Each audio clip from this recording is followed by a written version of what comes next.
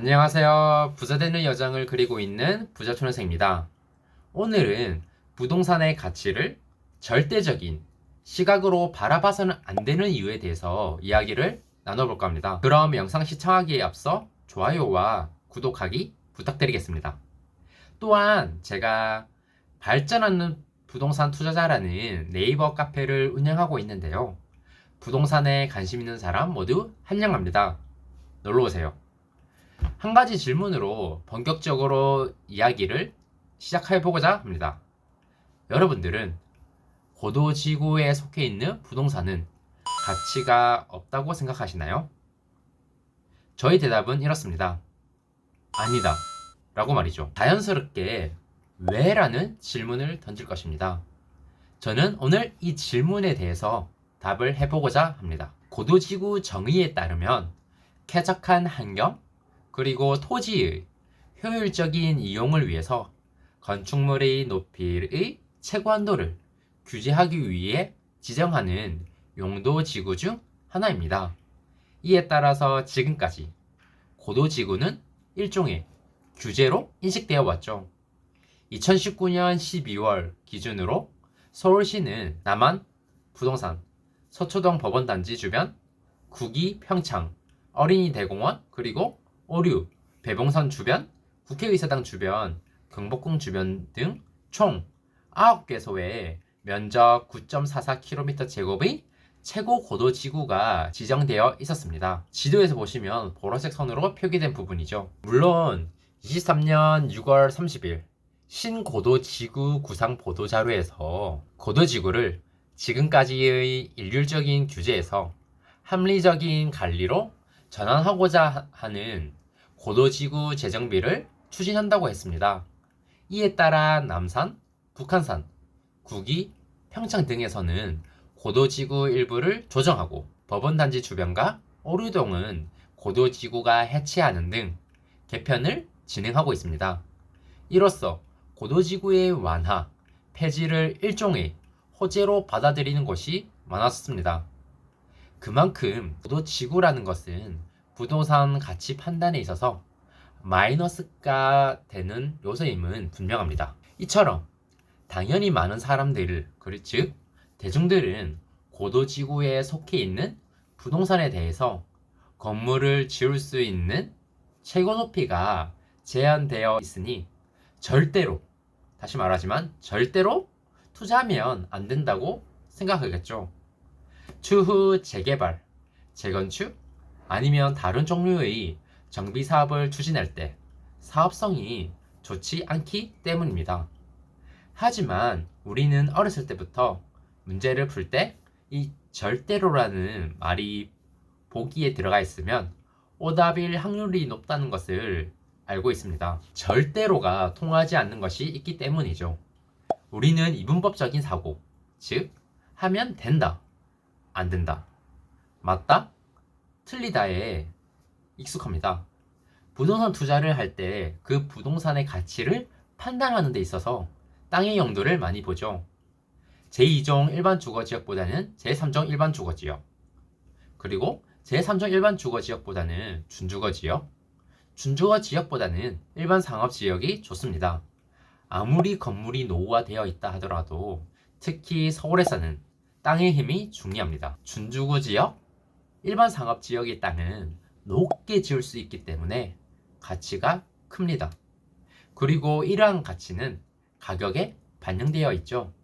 당연히 제2종 일반 주거지역의 땅보다는 준주거, 일반 상업지역의 땅이 비쌉니다. 하지만 이것이 절대적일까요? 한번 생각해볼 문제라고 생각합니다. 또 질문을 한번 던져볼까 합니다. 계속 영상을 재생하기에 앞서 잠시 일시정지를 누르고 반드시 먼저 생각해보는 시간을 가지시길 권해드립니다. 여러분들은 다음 조건의 부동산에 대해서 어떻게 생각하시나요? 첫 번째, 고도지구에 속한 제2종 7층 이하 일반 주거지역의 부동산. 두 번째, 고도지구에 속해 있는 제2종 7층 이하 일반 주거지역과 제2종 일반 주거지역이 혼재되어 있는 부동산. 여러분들은 이 두 가지 부동산에 대해서 투자할 가치가 있다고 생각하시나요? 서론에서 던진 질문에서 그렇다 라고 답한 사람들은 고도지구에 속해 있는 부동산이니 가치가 없다고 말할 것입니다.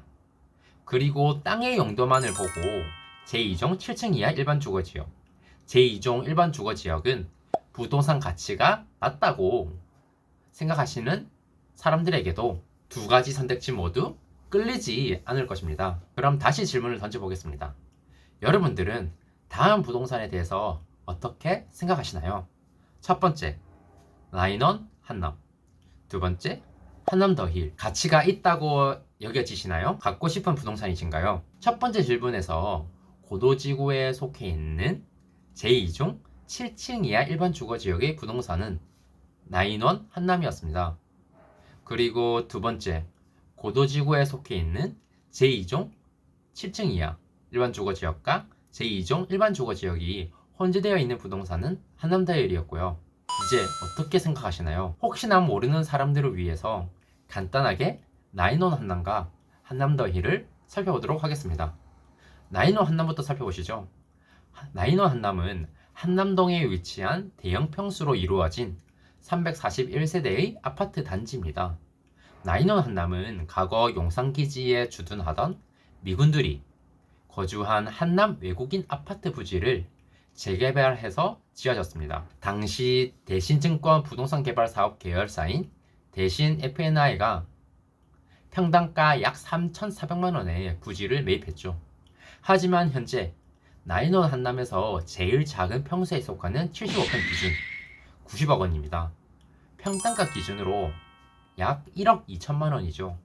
참고로 전세가는 23년 10월 기준 70억 원입니다. 하지만 우리가 그토록 가치 있게 여기는 높게 지을 수 있는 땅은 아닙니다. 남산 인근에 위치하기 때문에 제2종 7층 이하 일반 주거지역이며 고도지구에 속해 있죠. 만약 우리가 나인원 한남이라는 것을 모르고 단순히 제2종 7층 이하 일반 주거지역의 고도지구로 지정된 부동산에 투자하라고 한다면 어떤 생각이 드시겠나요? 객관적으로 보면 가치가 있는 부동산은 분명 아닙니다.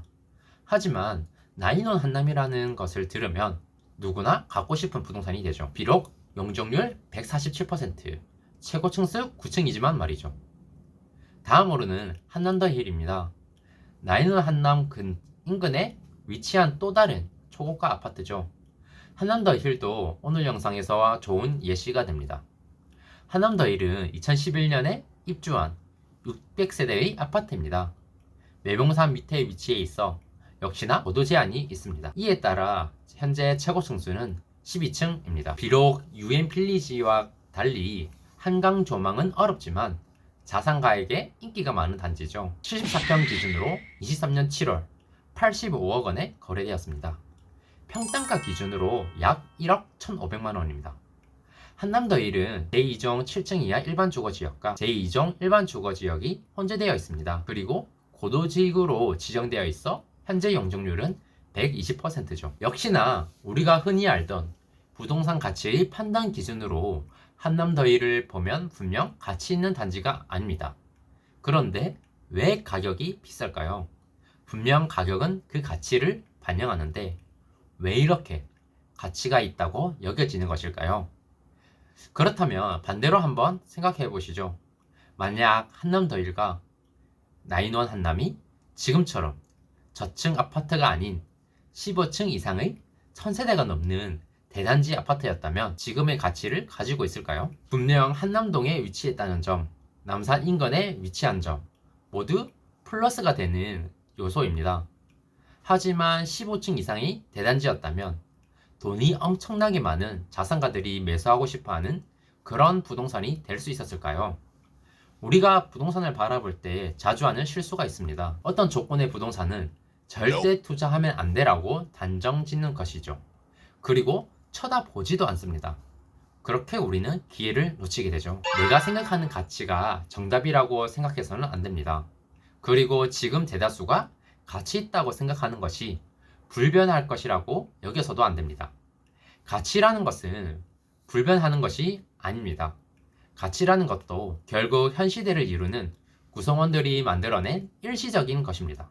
따라서 시대가 변한다면 이로 인해 사회 인식이 바뀐다면, 대다수의 생각이 바뀐다면, 아니 어쩌면 대다수가 아니더라도 뛰어난 소수의 생각이 바뀐다면 가치라는 것은 변할 수 있습니다. 그리고 이 가치는 분명 가격에 반영될 것이고요.